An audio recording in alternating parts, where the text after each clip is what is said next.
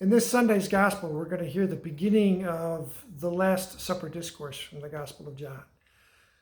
Jesus is at the Last Supper and he tells his disciples the initial words we're going to hear. Don't let your hearts be troubled. You believe in God, believe also in me.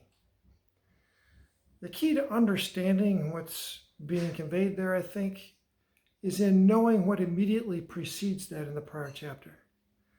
It's at the Last Supper, and Jesus gives his disciples a new commandment. And commandment is the word that he uses. Love one another. I am in the Father, he tells them. The Father is in me. I remain in you, and you in me. Love one another. Then he tells them he's going to leave them. Tells them that he's leaving and that Peter's going to deny him 3 times, which throws them into a panic. So he gives the words of consolation we hear at the beginning of today's gospel, Sunday's gospel. Do not let your hearts be troubled. I think that if he were standing here right now and he was the one talking to us, he'd give us the same message. Love each other. Work together. I am in you and you in me. Hard times are coming, and this is part of those hard times. Believe in God. Don't let your hearts be troubled.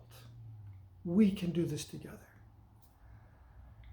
You know, in the last century, there was a priest by the name of Karl Rahner. He's one of the most highly touted theologians of the 20th century.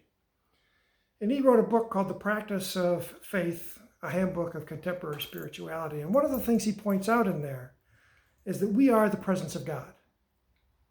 God is love. And he says that when we love each other, when I say to you, when I express to you, when I manifest to you, I love you, and you manifest that love or express that love to me, we have more than just your love and my love. We have the love of 2 multiplied by infinity, the infinity of God's love.